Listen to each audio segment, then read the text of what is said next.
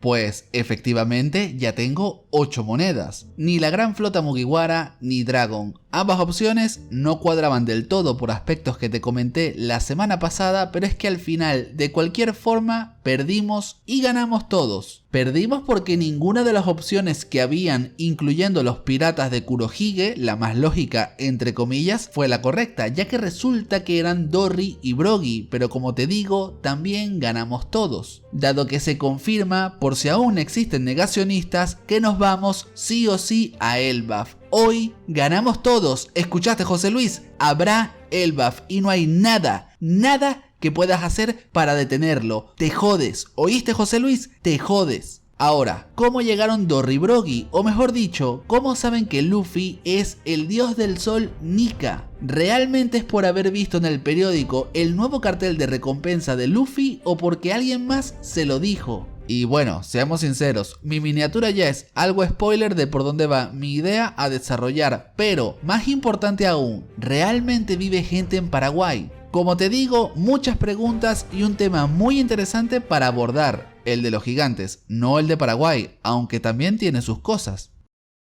¿Cómo lo saben Dorry y Brogy? Para nadie es un secreto la conexión de Elbaf con el dios del sol, ya que sabemos del ritual que se lleva a cabo en esta isla con motivo del solsticio de invierno, ese que ocasionó que una joven amante de los dulces y embarazos planificados se volviera loca por el ayuno. Sin embargo, más allá de eso, ¿realmente podrían haber identificado a Luffy por el cartel de recompensa? Y realmente tengo dudas, sí creo que podría ser una posibilidad, pero es bastante curioso que justo tras el despertar de Luffy en Wano, la siguiente parada de cierto personaje fuera Elbaf. Y sí, hablo de Shanks, quien hoy más que nunca creo que siempre supo que la Gomu Gomu no Mi era realmente la Ito Ito no Mi modelo Nika, ya que en su momento fue bastante curiosa la manera en que veía el cartel de recompensa nuevo de Luffy. Era una mirada entre sensual y, como te digo, morbosa. Y a partir de lo cual su siguiente línea fue: es hora de ir por el One Piece. Y seguidamente hace parada en la isla de los gigantes, donde estaban Dorry y Brogy y ahora están en Elbaf. Territorio que podemos debatir si es suyo o no, pero sospechoso, bastante sospechoso. Por lo que le voy a dar importancia y me pregunto,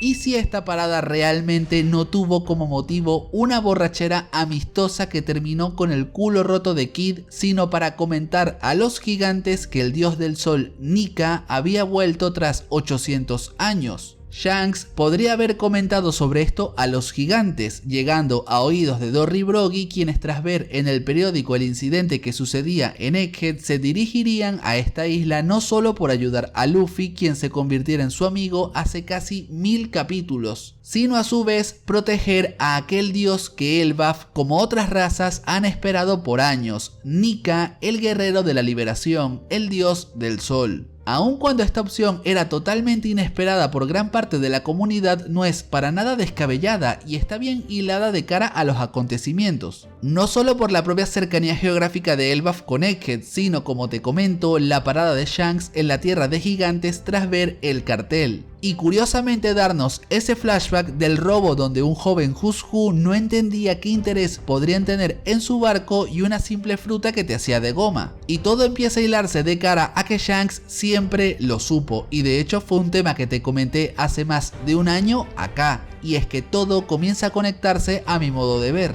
ya que la llegada de Dorry y Brogy no solo responde a la necesidad de hacer llegar al mundo el regreso de Nika para que sus aliados naturales vayan surgiendo, sino que lo que espera en Laftel necesita de su presencia. Ya que te preguntarás en este punto, ¿y si Shanks siempre lo supo, por qué no cuidó más a Luffy? ¿O por qué no está actualmente con Dorry y Brogy? Y la respuesta a la primera pregunta es tan mística como que él no sabía si este sería capaz de despertar la fruta. Hizo una apuesta por el futuro, básicamente fue un tuve fe mi pana, tuve fe. Y lo segundo va ligado a la propia narrativa del shonen y la promesa que tienen ambos. Si Shanks está siendo el director de orquesta que parece ser aquel que está haciendo los movimientos claves del tablero, hace que la respuesta que no está ahí por la promesa y no es necesario pueda ser lo suficientemente válida. Todo lo tiene calculado y él sigue confiando en el destino y solo se habría encargado de informar a los gigantes para que tomaran la acción correspondiente.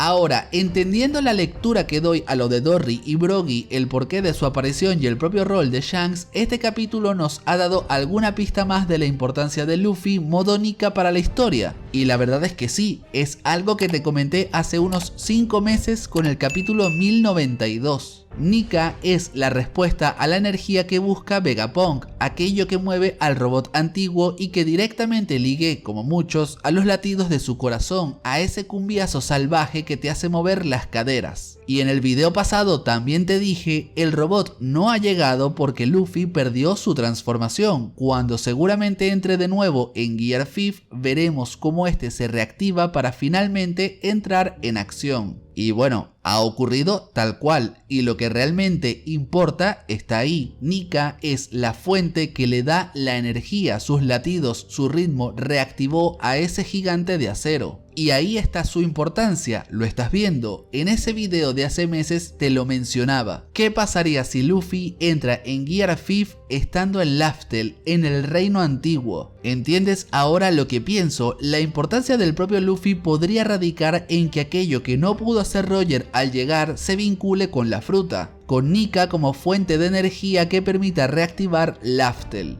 Algo que para el punto en el cual se encontraba la enfermedad de este ya era muy tarde, ya que no podía hacer nada. Roger sabía que iba a pelar bola y no podría encontrar la fruta perdida en 800 años y luego despertarla. Sin embargo, Shanks sí la buscó, la encontró y luego Luffy se la comió. Y ahí empezó la apuesta por el futuro. Shanks dice que es hora de ir por el One Piece porque Luffy ha despertado la fruta, ha logrado entrar en modo Nika y con ello es posible reactivar Laftel tal como el robot ancestral. Cumplir el rol que solo los latidos de Nika o su energía puede. Es por eso que ese era el preciso momento para decir esa frase que como buen cliché de video de YouTube lo cambió todo. Es hora de ir por el One Piece y es hora de que le des al botón de me gusta del video y te suscribas para apoyar al canal y no te pierdas este viaje hacia el One Piece, efecto de impacto dramático.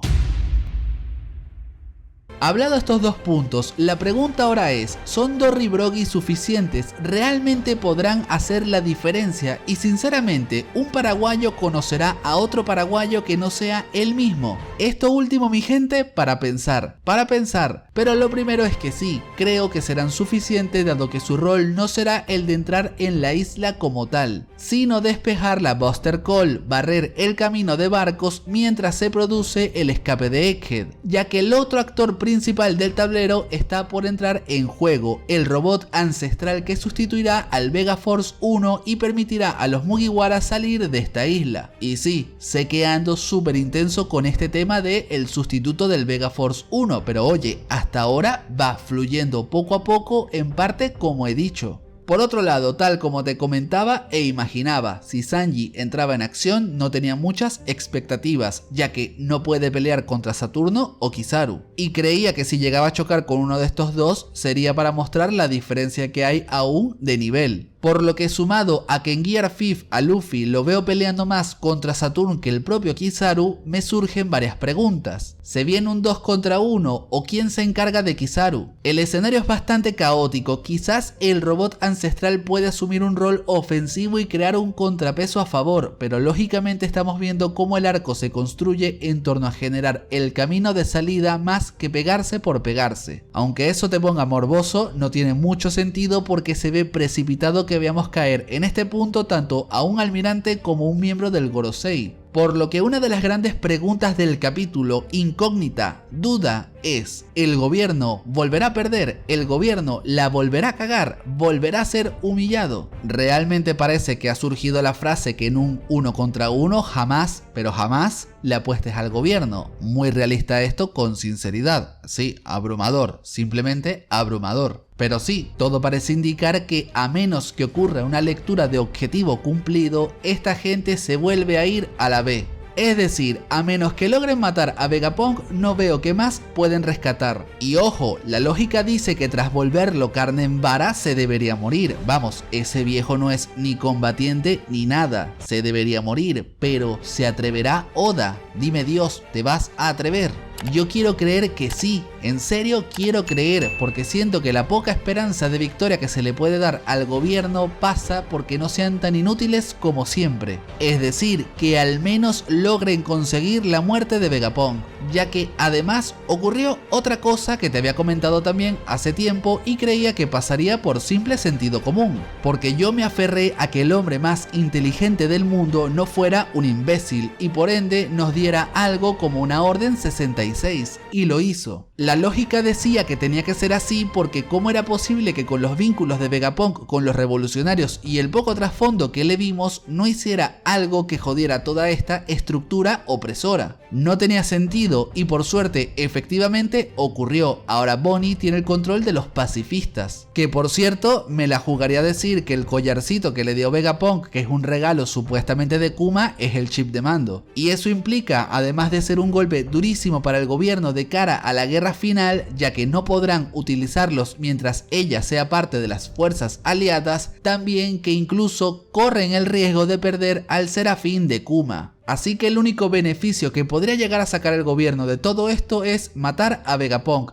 Su peor es nada, porque se quedaron sin pacifistas y aún con el panorama que tenemos, todos sabemos que los Mugiwaras se irán en dirección a Elbaf, escaparán de sus manos sin nada que puedan hacer para detenerlos. A mí sinceramente el gobierno me da asco, me chupa un huevo, es como el calor, me da asco. Pero siendo el villano principal tampoco quiero que sea tan meme y que podamos tomarlo, así sea un 1% en serio al final de la obra. Pero bueno, ya me dirás tú en comentarios si estás de acuerdo conmigo o no. ¿El gobierno matará a Vegapunk siendo su victoria o ni siquiera obtendrá eso? ¿Crees que Dory y Brogy llegaron por casualidad o Shanks está jugando un rol fundamental en todo? Te estaré leyendo del resto, espero que tengas un excelente día y nos vemos en el próximo video.